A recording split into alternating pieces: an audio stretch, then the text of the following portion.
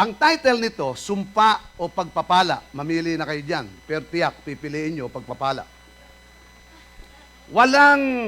Wala pong pipili, sumpa o pagpapala. Sino ang gusto yung pagpapala? Taas ang kamay. Siyempre. Sino yung sumpa? Gusto. Wala yan, wala. Parang nagtaas ng kamay si Kuya Aibo. Ay, nakatayo ka lang dyan, o ano? Nakatayo ka lang, ano? Okay, ibig sabihin, wala pong may gusto niyan ng sumpa. Pero, paano natin, alam ba ninyo, ng sumpa ay dumadating kapag namamali ang buhay natin. Kaya nga po, makikita natin, itong process na ito, uunahin ko na po sa inyo, ayusan ito talaga ng buhay. Kailangan maging maayos ang buhay mo mula po sa mga leader nyo, mula sa inyong pastor, mula sa inyong mga pastor, dito sa ating primary, doon sa 144, hanggang doon pa sa ibaba. Kailangan maayos lahat ang buhay. Alam niyo kung bakit? Sapagkat dumarating ang pagpapala kapag maayos ang buhay natin. Bakit po doon napupunta? Tingnan nyo, sumpa o pagpapala. Tingnan natin. Ano ba yung text natin? Hanapin nga po natin yung text natin na ito. Sa Genesis. Charis? Okay, tingnan natin. Genesis chapter 9. Genesis chapter 9. Kung may ballpen po tayo, sulat po natin yan. Genesis chapter 9, 20 hanggang 29. Ready? Basahin natin lahat, sabayan po ninyo ako. Ito po. Si Noe ay isang magsasaka at siya ang kauna-unahang ano? Minsan uminom siya ng alak. Lakasan niya natin yun. Uminom ng alak. Ayan. Halatang-halata yan, ha? Bakit niyo? Minsan uminom siya ng alak at, ano? Nalasing. Nakatulog siyang hubad na hubad. Kaya yung mga bold movies, dito nagsimula yan, eh. Okay, tingnan nyo, no? Sa gayong ayos, nakita siya ni Cam at ibinalita ito sa kanyang mga kapatid. Kaya't kumuha sina Sem at Japet ng balabal, iniladlad sa likuran nila, at magkatuwang na lumakad ng patalikod patungo sa tolda. Lakasan natin yung basa. At tinakpan ang katawan ng ama nila. Ayaw nilang makita ang kahubaran ng kanilang ama nang matauhan si Noe at malaman ang ginawa ng bunsong anak. Sinabi niya, O ikaw, Kanan, ngayoy susumpain ang iyong kapatid at paalipin. Sinabi pa rin niya, purihin si Yahweh, ang Diyos na si Sem, itong si Kanay maglilingkod kay Sem. Ang buhay naman ni Japet ay uunlad at darami pati ang kanyang anak. Sa lahi ni Sem, sila'y mapipisan, paglilingkuran din itong si Kanan. Si Noe ay nabuhay pa ng 300 o 350 taon pagkatapos ng baha. Kaya't inabot siya ng 950 taon bago siya, o sino nangangarap maging 950 yung taon niya rito? Yeah. 950. Sige, maiwanan ka na rito. Okay. Okay, tingnan niyo mabuti. Gusto ko pa makita ninyo yan. Sige, kung gusto niyo, 950. Okay, pakinggan niyo mabuti. Sumpa o pagpapala. Bakit ganyan yung title natin? Makikita natin dito, mayroong isinumpa, bakit? At mayroong pinagpala. Okay, mamimili lang tayo dyan. Tingnan po natin, si Noe isang magsasaka at siya ang kauna-unahang nagtanim ng ubas. Siya pala ang kauna-unahan, eh. Kaya napakasarap pagbasa ng Genesis. Taas nga kami na nagbabasa ng Genesis. Praise the Lord, salamat sa Panginoon. Minsan uminom siya ng alak. Sino ang pinakamatuwid na tao nung panahong yon? Bago namin. Siya lang, si Noah lang. Walang ibang mabuting tao nun, pati nga mga anak niya, pati yung manugang. Naligtas lang sila dahil sa kanilang ama. Tingnan po niyo mabuti yon. Pero tingnan po ninyo, si Noe isang magsasaka at siyang kauna-unahang nagtanim ng ubas. Minsan uminom siya ng alak at nalasing. Tingnan po natin. Naglasing din si Noah. Pero ito po ang gusto ko makita niyo. Si Noah ay hindi lamang isang ama, siya po ay isang matuwid din na lingkod ng Diyos. Dalawa po yan. Isang ama at isa po siyang matuwid na lingkod ng Panginoon. Kaya nga siya ang iniligtas.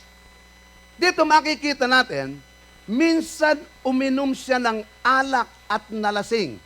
Nung malasing na, nakatulog siya, siyang hubad na hubad. Tingnan niyo, ito talagang alak, mga kapatid, pakinggan niyong mabuti. Pag ito ininom mo, sasabihin ko po sa iyo, makikita po natin, isang matuwid na tao pero uminom, nalasing, at hindi na niya alam ang kanyang ginawa. Marami na akong binasa tungkol sa alak. Sa Bible, sa Kawikaan, talagang meron pong sinabi dyan. Charis, nakita mo ba yon? Pakita mo nga, anak yan. Yung awit, meron ba?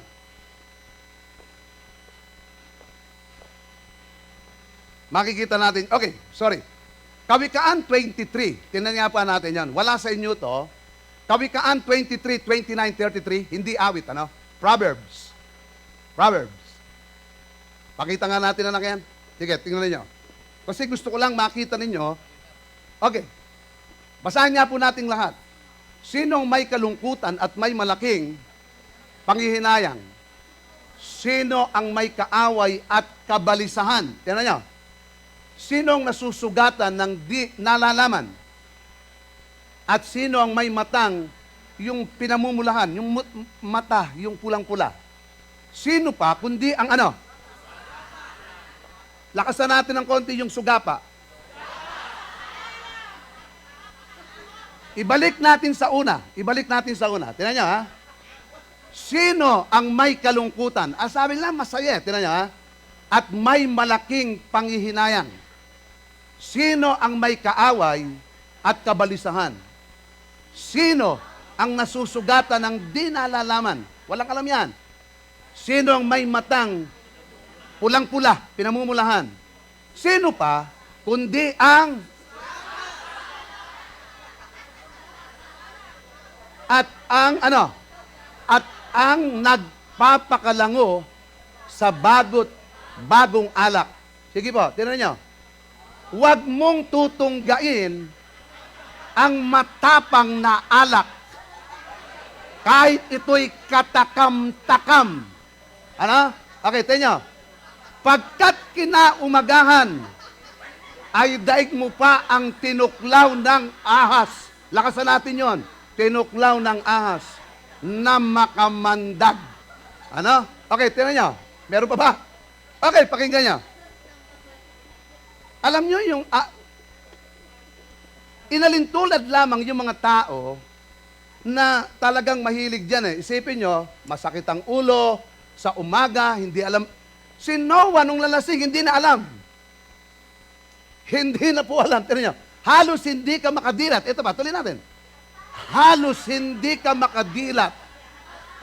At parang matigas ang yung dila. At di ka makapag-isip na mabuti. Tapos na ba? Okay, tingnan nyo. Pagka nalalasing tayo sa alak, di ka makapagsalita, pre. Sabi tayo, pre. Lito ang isip. Di ba? Lito ang isip. At kung minsan, hindi ligtas dyan si Noah. Alam mo niya yung makamandag, kasi yung alcohol ng alak, pag ikaw ay pinasok niyan, mga kapatid, sasabihin ko po sa inyo, para kang natuklaw ng ahas, makamandag yun eh.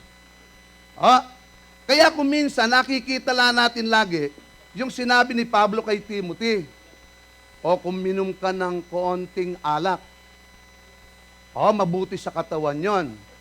Lagi nating sinasabi po yon. Pero pag tiningnan mo ang maraming sulat sa Biblia, para kang tinuklaw ng makamandag na ahas.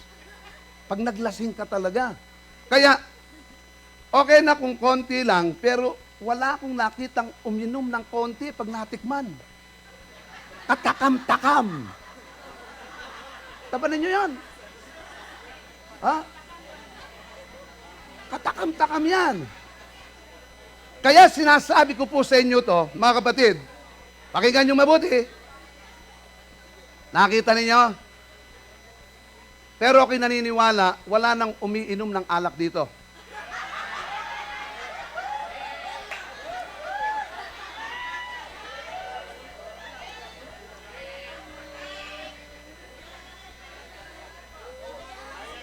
Basta ko, in Jesus' name, iyan ang paniniwala ko. Yeah. Okay, tingnan nyo mabuti. Ito po ay nangyari kay Noe. Kaya isipin nyo, hindi alam ang nangyari. Nakatulog siyang hubad na hubad. Pero ito ang matindi. Pakinggan nyo mabuti. Sa gayong ayos, nakita siya ni Cam at eto, bilugan niya yan. Ibinalita. Cam dito eh. Sa English ba yan, Ham? Okay. Cam dito sa Tagalog. Ibinalita ito sa kanyang mga kapatid. Ang sabi po riyan, makikita natin dito, mga kapatid, kahit na anong mali ng tatay mo, ng ama mo, ng nanay mo, huwag mong ibabalita yan kahit kanino. Tandaan natin yan. Alam niyo kung bakit? Tandaan niyo si Noe, hindi lamang po yan ama, kundi yan po ay isang lingkod ng Diyos. Pero yung kanyang anak, nalasing siguro. Hindi ko, inahanap ko nga yung asawa eh. Sino kaya kasama naglasing nito? Hindi ko makita yung nanay. Posibleng patay na yung nanay dyan eh, di ba? O hindi ko makita eh. O nagtago, o hindi ko alam. Basta andi dyan lang yan. Tanong natin pag tayo nasa langit. Okay, tingnan nyo. Nung makita po yan, nung makita na, ang ginawa niya, ibinalita niya yung ipinamalita niya, yung kanyang tatay. At ako, kung imaginein ko yung pamamalitang yan, iba yan. Hindi yan pamamalita na may concern. Hindi. Iyan po'y may halong chismis. Maniwala kayo sa akin. Alam niyo kung bakit? Bakit? Tatay niya, nakita niyang hubad. Posibleng pa. Tingnan mo si tatay. Parang si Altantay. sabi ni Dylan, sino ba yun? Bata pa yan kasi. Okay, tingnan nyo. Hindi.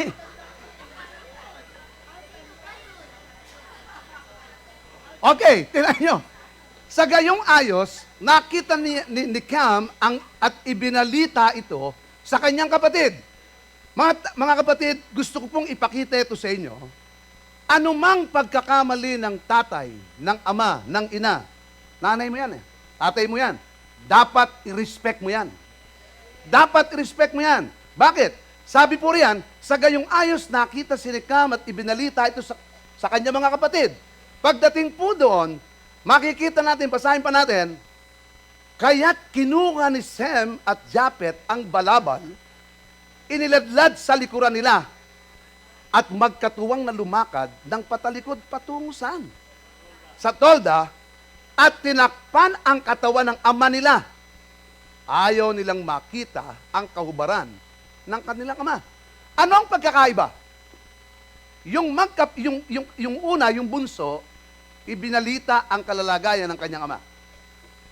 Kasi kung itong pagbabalitang ito'y positive, walang sumpang magaganap eh. Wala eh. Kaya alam ko, yung pagbabalita niya, negative po yan eh. Okay, tingnan niyo mabuti. Pero yung magkapatid, sino yan? Si Sem at si Japet, kumuha ng balabal. Diba, ito si Eli. Ito si Eli, siya ang si Noah. Pwede bang hubarin yung kwan mo para, alam ba? Ang ginawa namin, kami ni Paul, ito. Paul, ka, Paul. Paul, ka. Halimbawa, para lang maganda. Yan. Ang ginawa namin, Paul, tumalikod ka. Yan, tumalikod kita kay Eling ganon. Ayan, parang natin makita yung ulo ni Eli. Ayan. Ibig sabihin, tinakpan namin yung katawan na ano po ang pinakikita ron? Respeto sa kanyang ama at binibigyan niya ng respect, mataas na respect, yung tatay niya at ang kanya, alam nila na ito'y lingkod ng Panginoon. Tingnan niyo, mabuti. Ang sabi po rito, pagkatapos niyan, ibinalita ito sa kanyang kapatid, kaya't kumuha si Sem at Japet ng balabal, niladlad sa likuran nila, magkatuwang na lumakad ng patalikod patungo sa tolda. At tinakpan ang katawan ng ama nila. Ayaw nilang makita ang kaubaran ng kanilang ama. Ito na, nang matauhan si Noe. Nakita niyo yan? Nang matauhan. Ibig sabihin, hindi niya alam. At malaman ang ginawa ng bunsong anak.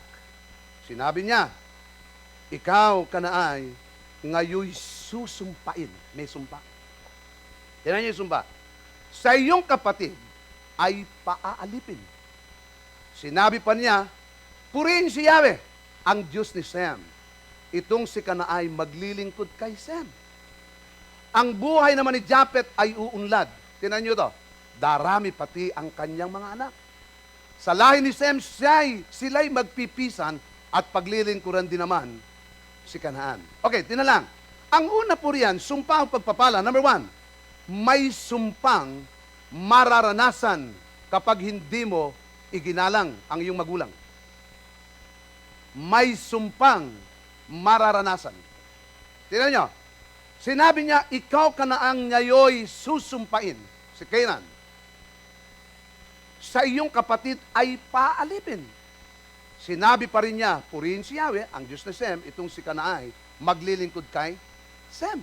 May sumpang, sabi po doon sa verse 25-26. Nakita po ba natin yan? Ayan o, basahin nga natin lahat. Sinabi niya, o ikaw Kanaay ngayon, susumpain. Kaya po yung pagbabalita na yon, kapag hindi mo nirespeto ang magulang mo, may sumpang darating. Kaya ako, hangang-hanga ako sa mga Pilipino sa pagmamahal sa magulang. Palakpakan natin yung Panginoon doon. Na? Kahit iyan ay matanda na, kahit iyan ay isipin mo, kahit matanda na yan, hindi natin inilalagay yan sa care home, kumbali sa facility, bihirang-bihira. Pero ako po, sa Pilipinas, ang aking ina ay magbe-birthday sa October 18. October 18. 18. Ako anak eh. 18. Okay, tinan mo. October 18. Tinan nyo ha. 80 na siya. Pero alam nyo, nag-aalaga sa kanya, yung bunso naming kapatid. Yung aking kapatid, nag-asawa yon, mga 40 na siguro, no? Mga 39, kasi kaalaga doon sa aking inanay. Nung mag-asawa, nagpapaalam pa. Kaya dinaroba siya mag-asawa. May 40.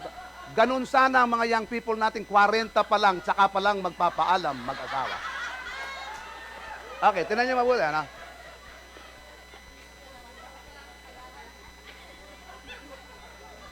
Hanggang ngayon, nag-aalaga pa siya ng magulang.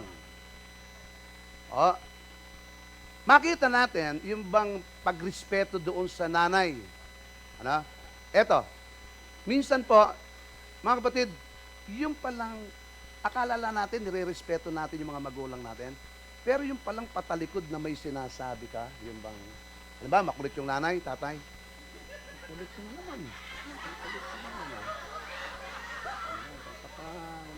Alam niya, serious to, no? Anumang salita ang binibitawan mo, may sumpayan. May sumpayan, basta negative ang binibitawan mo sa mga matatanda. So, darating ang araw, tatanda ka rin. Sabihin mo sa katabi mo yan, tatanda ka rin. Ha? Tandaan mo yan. Ha? Darating ang araw, makakalbo ka rin. Tandaan mo yan.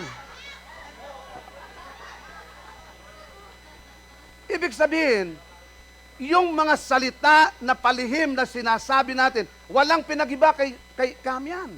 Wala, palihim yun eh, binalita niya eh.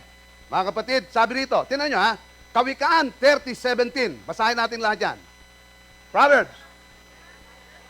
Ang anak na kumukutya sa kanyang ama at laging sumusumay sa salita ng ina ay sa parang malalagutan ng hininga. Tutukain ng uwak ang kanilang mata at kakanin ng buwitre ang kanilang bangkay. Sumpa yan eh. Kahirapan yan eh. Makikita natin, yung daw mga anak, pakinggan nyo, mga anak.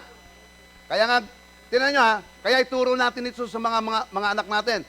Ang anak na kumukutya sa kanyang ama at laging sumusumay sa salita ng ina, sa parang, kung sabihin dyan, sa parang, malalagutan na.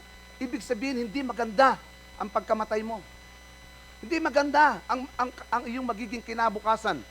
Kaya dapat makikita natin, Biblia ang nagsasabi nito. Mga kapatid, madalas ko, tadtarin mo man ang iyong laman at buto, di ka makababayad ng utang na loob sa magulang mo. Kaya kung inaalagaan mo yan, makulit-kulit ngayon yan, pagtiyagaan mo yan. Dahil pagtanda mo, yan din ang mangyayari sa iyo. Tandaan po natin. Pangalawa, yung sumpa o pagpapala. Kaya nga pong sabi diyan, ito, tinan nyo makikita natin doon sa ito, sino mang sumumpa sa kanyang magulang, parang ilaw na walang ningas ang wakas ng kanyang buhay. Sino mang sumumpa sa kanyang magulang. Kaya nga yung pagsasalita ng lihim sa nanay, kahit na makulit yan, kahit na po, alam ba ninyo, binubulong mo nga. Tanda-tanda na, parang wala mong pinukutanda dito mga gano'n. Hindi ba niya nakikita yon? Pag nakatalikod yung magulang mo, nasaway ka lang. Wala akong pakialam, wala akong pakialam.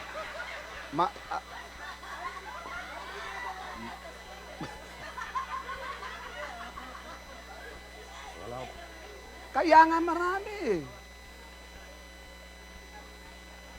May sumpa talaga. Hindi ba, ibinalita lang, ichinismis lang?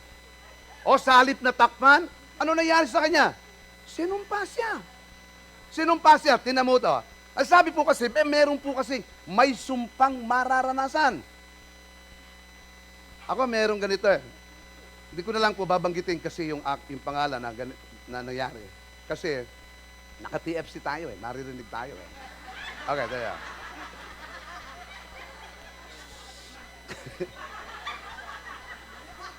Sa bayan namin, kasama-sama kasi lagi siyang inaapi. Inaapi siya, sinasaktan. Sinasaktan ng kanyang magulang. Sinasaktan ng ama. Pag nalasing, binubugbog yung anak. Pero alam niyo, minsan, lumaki yung bata, maliit pa, sinasaktan na siya eh. Sinasaktan na siya. Nung lumaki siya, binantaan yung magulang eh. Paglaki ko. Alam niyo, tinotoo yan. Minsan, nagiinuman silang mag-ama. Lasing silang parehas. Alam mo, sinaksak yung ano. Nung saksakin yung ama, sabi ng ama, anak, suko na ako. Namatay po yan. Alam mo ang lesson doon? Kasama-sama ng ama, huwag mong gagawin yun. Ano ang karapatan? Isipin, sasaksakin mo. Alam po, ako'y naniniwala, mapuputo lamang yung sumpa sa kanyang yun pag nakakilala siya sa Panginoon. At pinagsisihan niya ito. Minsan may mga tatay malupit talaga. Malupit eh. Pero alam po ninyo, siya na ang mananagot sa Panginoon. Pero yung lumabang ka sa magulang mo, ikaw ang mananagot sa Diyos. Ang proteksyon ng Diyos ay nawawala kapag ikaw ay lumalaban sa otoridad eh. Di ba niyo napansin niya? Kaya, kung talagang hindi na kayo, talagang malupit yan, hindi na, kanais-nais yung ginagawa niyan, umalis na lang kayo. Lord, bahala ka na sa Kanya. Pero pag talikod mo, mahulog ka sana sa hagdan.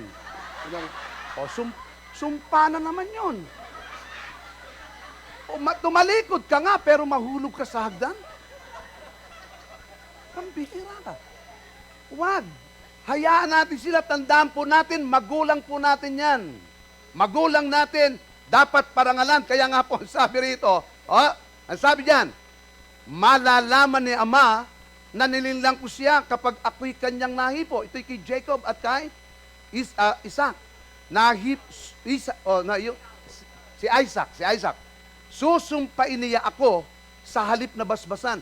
Yung pong basbas ng tatay, napakahalaga noon. Kaya pag ang mga magulang ay nagbitaw ng sumpa, mga kapatid, di ba sa atin, gagapang kang parang ahas. Mga magulang, huwag na huwag ninyong gagawin yan. May kapangyarihan po yan. Pag sinabi mo yung anak mo, bobo ka, bobo nga yan. Pero pag sinabi mo, yung anak ko, lalaking masunurin. Tyler, masunurin. Lalaki siya. Yeah, ibig sabihin. Ako si Agi, madalas kong sabihin dyan, Agi, love na love ka ng mami mo. Alam mo? Nag-uusap ka. Makikita mo. Malaki na si Agi ngayon. Minsan nakita ko, nagte-text silang dalawa. Sabi niya, yung pala humihingi ng pera sa mami niya. Bigyan na pera dyan. Natuto nang humingi ng pera. Ibig sabihin, tinuturuan natin, huwag magalit sa magulang. Alam niyo kung bakit? Kailangan natin, huwag mong tuturuang magalit, kundi ituro mo talaga, mahal na mahal ka ng magulang mo, sapagkat yan ang gusto ng ating Panginoon. Palakpakan natin yung Panginoon na. Sino? Mga nanay, huwag kayong magtuturo sa inyong mga anak ng ganito. Oy, yung tatay mo, walang kakwenta-kwentang tatay yan. Alam mo? Hindi. Makakalakihan yan. Makakalakihan yan. Kailangan, kayong dalawa ang may problema, pero ituro mo sa tatay, doon sa anak mo, ang tatay mo, napakabait niya. Kahit sa'yo, hindi mabait. Kasi kayo, ano ba problema ng anak at ng tatay? Wala, kayong dalawa eh. Bakit mo idadama yung anak mo? Pag tinuruan mong mamuhi yan, lalaki yan, akala, yun namang tatay, magtuturo din. Nanay mo rin, walang kwenta yung nanay mo. Magpupunta naman sa tatay o sa nanay, nalilito ang mga anak, mga magulang. Kaya yung mga anak, ano na ginagawa? Nagre-rebelde, naglalayas, wala. Sino may kasalanan nun? Magulang. Di ba? Dito po sa church natin, balanse tayo. Tinuturo natin lahat. Ayusan ang buhay. Hindi tayo magbubunga ng hindi maayos ang pamilya natin. Kailangan ng pamilya natin, sama-samang naglilingkod sa Panginoon. Ano sabi ni Josue? Ako at ang aking sambahayan, maglilingkod sa Diyos. Palakpakan natin ang ating Panginoon doon. Huwag nating ituturo sa mga anak. Lakas-lakas kumain ng tatay mo. Hindi naman di ba? Huwag. Okay, tinan nyo. Ang sabi po rito, ito, Josue chapter 9, 20-23. Tinan nyo, basahin natin lahat. Sabay-sabay tayo. Ipinatawag ni Josue ang mga taga-Gabaon at kanyang sinabi, bakit ninyo kami nilinlang? Bakit nyo sinabing kayo'y taga-malayo? Gayong taga rito pala kayo. Dahil sa ginawa ninyo, sinusumpa kayo ng Diyos. Tinan nyo, buhat ngayon, magiging alipin namin kayo. Tagapangahoy, taga-igib. Anong ibig sabihin niyan? Pag ikaw ay may sumpa, ibig sabihin, lahat ng kahirapan, mararanasan mo. Si Eva at si Adan, lahat nasa kanilang kasaganaan. Nasa kanila, lahat ang makukuha nila, pero lang sa puno, yung isang punong yon. Dumating ang sumpa dahil sinuway nila. Anong sumpa? Anong sumpa sa ahas? Mula ngayon, gagapang ka. Ano ang sumpa sa mga kababaihan? Mahihirapan saan? Saka ano pa? Susunod sa asawa.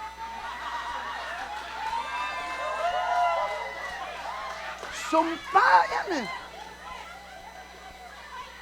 Nang araw pala, sabay lang yan nilikha eh.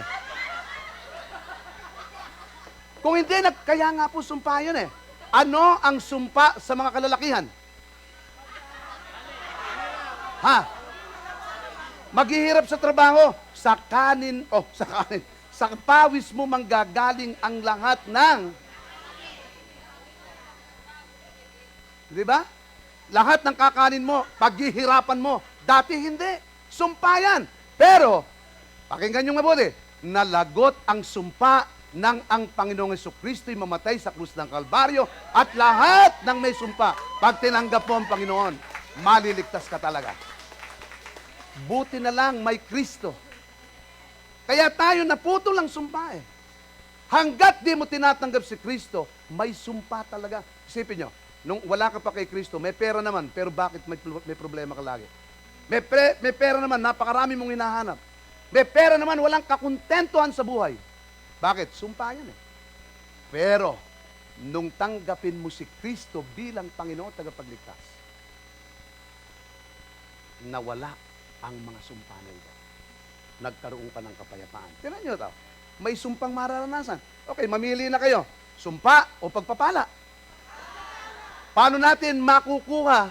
Paano natin makukuha ang sumpa? Huwag mong igalang ang iyong mga magulang. Huwag mong igalang ang mga lingkod ng Diyos. Tatalakayin ko po yan sa linggo, kami ni Pastor Man. Makikita natin. Number 2, yung pong part 2 natin ito. Tingnan nyo ha. Kasi may sumpa, may pagpapala. Pakita mga anak, nalay itong ating, tingnan nyo mabuti. Bakit ko naipakita itong, nala, pakita mo, Pedro, ayan, tingnan nyo ha. Ito. Gusto ko, si Adan at si Eva, si Adan namatay siya 930 years. Tingnan nyo mabuti. Di ba naging anak si Cain at si Abel? Pakinggan nyo. Pero namatay sino? Sino pinatay? Si Abel. Sino pumatay? Si Cain. Ibig sabihin, yung lahing iyon, yung lahi ng mabuti, namatay yan eh. Eto, tinampo natin, pinalitan yon, nanganak uli. Si Adan at si Eva, nag-honeymoon uli eh. Nagkaanak. Sino yan? Si Seth? Sino pa? Si Enos? Si Kainan? Yan yung mga edad nila. Si Mahalel, si Jared, si Enoch. Sino yung kinuha dahil sa kabaitan niya? Si Enoch. Okay, dahil sa bait talaga, wala nang 365 years na kasama siya ng Panginoon.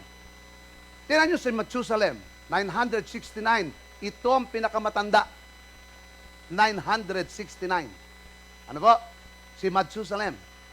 777 years si Lamech. Yun pala, si Lamech, ang tatay ni Noah. Si Noah, tinampo ninyo, ilang salin lahi yan? At ilang taon yan? 10 yan. Di ba? Naging anak ni Noe, sino? Si Sem, si Cam, at si Japhet. Sino ang sinumpa dyan? Alam nyo si Cam, iyan po ang pinanggalingan ng mga Jebuseo, Pereseo, lahat ng Seyo. Makikita mo, at naging alipin po yan ni Sem. Tingnan nyo mabuti. Sino naging lahi ni Sem? Tingnan nyo mabuti kung paano pinagpala ito. Ayun na. Mula kay Noah, Genesis 9:18-19, tingnan po ninyo. Naging anak niya si Sem, si Cam at si Japhet. Si Sem naman, naging anak sino? Arpaksad, si Sela, si Heber. Ayan, diyan nauso yung palag. Ano, yung Peleg. Peleg, ano, yan. Si Rio, diyan din nauso yung Arog, Serog. Ano, yan na. 100, si Nakor. At ang tatay ni Abraham ay si Tare. Si Tare ay nagkaanak, Abraham, Nakor at Haran. Okay? Si Haran ang tatay ni Lot.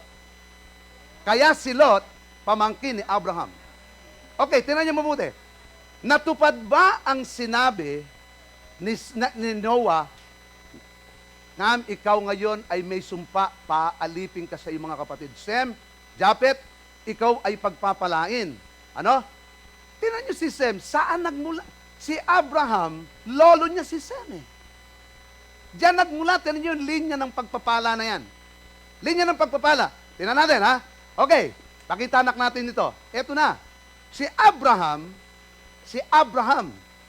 Yan. Sino lolo niyan? Si Sem. Galing kay Sem yan. Galing ba kay Japhet o kay Cam yan? Kay Sem. Sino talaga ang pinagpala? Si Sem. Ayon. Si Abraham, pinili ng Diyos. Tingnan nyo yung linyang yon. Si Isaac, si Jacob, nagkaanak ng 12. Si Huda, diyang galing si Haring David. Tingnan nyo ha, si Haring David, diyan galing si Joseph. Si Joseph po, na asawa ni Maria. Okay? Ginukuhan ko lang po. At si Maria, si Joseph, naging anak sino?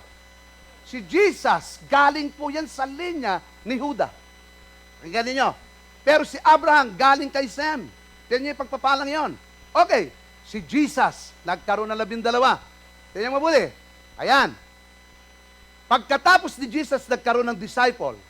Yung 12. Pero naging anak din niya sa pananampalataya. Direct disciple niya sino? Si Paul. Saan galing si Paul? Saan galing tayo? Mula kay Jesus, nakakilala si Pablo at si Pablo ang humayo sa Gentiles. Kaya tayo, mga kapatid, na tumanggap kay Kristo, nakasudlong tayo kay Sem, kay Abraham, kay Jesus, kaya tayo ngayon pinawala ang sumpa sa ating lahat. Akita ninyo yan? Ha? Kaya punong-puno ng pagpapala ang tao talaga na maglilingkod sa ating Panginoon. Kaya nga po, sumpa ba o pagpapala? Okay na. Yung number 2 nakita na, may pagpapalang makakamit. May pagpapalang makakamit. Okay na, meron pa ba ito? Iyon, may pagpapalang makakamit. Basahin natin mabuti. Basahin natin. Ang buhay ni Japet ay ano? Uunlad. Gusto ko bilugan ninyo yan. Ha? Darami pati ang kanyang anak. Sa lahi ni Sem, sila'y mapipisan at paglilingkuran din itong si Canaan. Alam po ba ninyo yung Canaan na yan? Yan po ang naging Israel. Yan yung lupang pangako. Yan ang pinanirahan ng mga Israelita. Ibig sabihin, ipinamana po sa kanila yan. Kaya, ang mga Kanineyo, naging alipin nila ang mga Kanineyo, yan po'y galing sa Kekam. Sumpa yun dahil nga hindi ni-respect yung magulang. Pero yung lahat, eto, tinan nyo, may pagpapalang makakamit. Igalang ninyo ang inyong ama't ina. Sa gayon, mabubuhay kayo ng matagal sa lupaing ibibigay ko sa inyo.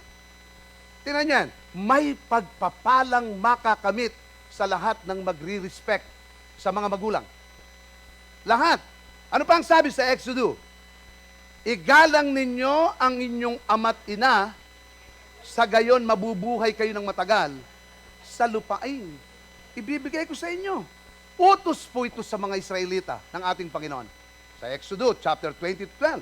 Pagdating po, pagdating sa New Testament, may utos din sa atin. Kasi nga nasa linya tayo ni Abraham ni kay Jesus tayo. Tingnan nyo, walang pinag-iba noon, ngayon at magpakailanman. Pare-pares lang po. Sabi sa Ephesians, basahin natin lahat. Mga anak, lakasan natin. Mga anak, sundin ninyo ang inyong mga magulang. Alang-alang sa Panginoon. Sapagkat itong nararapat, igalang mo ang iyong ama't ina. Gusto ko, lakasan natin doon yung made-in. Ano? Ready? Igalang mo ang iyong ama't ina. Ito ang unang utos na may kalakip na pangako. Ano ang pangako? Ganito ang pangako. Ikaw ay giginhawa. Ano ang pagpapala kapag nirespect mo ang tatay at nanay? Habang buhay, giginhawa ang buhay dito sa lupa. Ibig sabihin, dito pa lang sa lupa, may kaginhawahan na talaga. Kasi ang nakikita po natin kaginhawaan, yung akala nyo pera lang Yung mabuhay ka ng masaya, mabuhay ka ng yung talagang may kapayapaan, mabuhay ka ng walang sakit, mabuhay ka ng payapa at may Kristo ka. Kaya nga nakakilala kayo sa Panginoon. Alam niyo, wala akong nakitang umunlad na tao na nilapastangan ang magulang. Wala akong nakitang ganyan. Maniwala kayo sa akin. Wala. May mga alam ako, inagis pa yung damit na gano'n Naghirap. Hanggang ngayon, naghihirap. Siya ang nagkakasakit. Kaya, huwag ninyong tatangkain. Sino po rito yung mga nasa Pilipinas pa magulang? Tulatan nyo. Hindi, nabubuhay pa nga ako sa 1960. Sulatan ninyo na nakakabit sa balikbayan box. Sa ilalim, mga kapatid, Siyempre may pera, may sobre, may babayad ba sa Meralco yun sa Pilipinas? Wala. Ibig sabihin, mga kapatid, alalahanin nyo, minsan lang yan. Minsan lang. Tandaan po natin, lalawig ang buhay mo. Merong mga anak, pinagsasawa ang alagaan ang kanilang magulang. Di ba? May mga anak.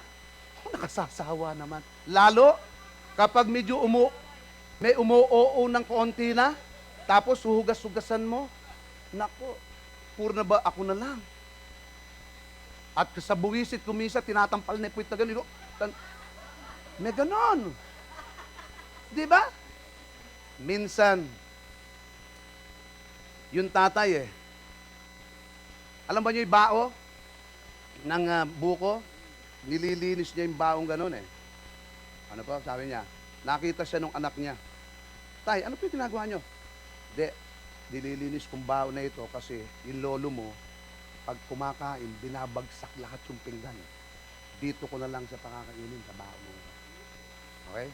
Siyempre, malinis yun, di ba? Para hindi masayang ang pinggan. Kinabukasan, yung anak, kumuha rin ng bao. Yung anak. Naglilinis din sa kaming ganito. O anak, ano ginagawa mo? Tatay, pagtanda mo, dito rin kita pakakainin sa ganito, pagtanda mo. Kung ano ginawa mo, yun din. Pag nirespect mo magulang mo, respect ka rin ng mga anak mo. Kung anong itinanim mo, yun din ang aanin mo. Mga kapatid, ngayon pa lang, kung meron po tayong mga kasalanan ng mga magulang natin, hingi na po tayo ng tawad para maputol yung mga sumpa na yan. Maniwala kayo sa akin, may sumpa talaga. Pero ang lahat ng tao, yung mga nasabi ninyo noon sa mga magulang nyo, hingin nyo ng tawad. Puputulin lahat. No? Hindi po Father's Day at Mother's Day ngayon. Kinukuha ko po ang balansing buhay natin. Nay, sorry po. Nakapagsalita ako ng masama sa inyo noon. Sorry po. Gusto ko po na makawala ako sa sumpa. I-bless nga po ninyo ako. Hingi kayo. At sa paghingi naman nyo ng tawad, huwag paghingi lang. Medyo lagyan naman ninyo ng konti. Ibig sabihin hingi lang Ano? Ibig sabihin, hingi tayo. Okay, tinan nyo, dito ako magwawakas. Pakinggan mo ang iyong ama na pinagkakautangan mo ng buhay at huwag hahamakin ang iyong ina sa kanyang katandaan. Ulitin ko. Pakinggan mo ang iyong ama na pinagkakautangan mo ng buhay. Huwag hahamakin ang iyong ina sa kanyang katandaan. Mga kapatid, napakaganda ng process natin na ito. Balansin talaga. Pamilya, iglesia, community, maayos ang buhay natin. Kumusta po ang mga anak natin? Ang mga anak po natin, kung hindi pa sila nagpa-process, pakiusapan yung mag-process. Kung sila po ay nasa lugar na parang mga nagre-rebelde, mga kapatid, iluhod ninyo sa Lord yan. Hindi kayo ang kawawa dyan, mga anak po natin. Mga kapatid, tayo naman, mga anak, kung meron tayong nagawa, kailangan, kayo pa lang, mas gusto ko na humingi ng tawad kesa naman dumating ang sumpa. Napuputo lang ang sumpa kung si Kristo tatanggapin mo bilang Panginoon. Gusto ba nyo mahalin niya kay Abraham? Gusto ba nyo mahalin niya kay Jesus? Tanggapin mo si Jesus para mawala ang anumang sumpa. Tayo lahat tumayo, tayo pimanalangin. Ito.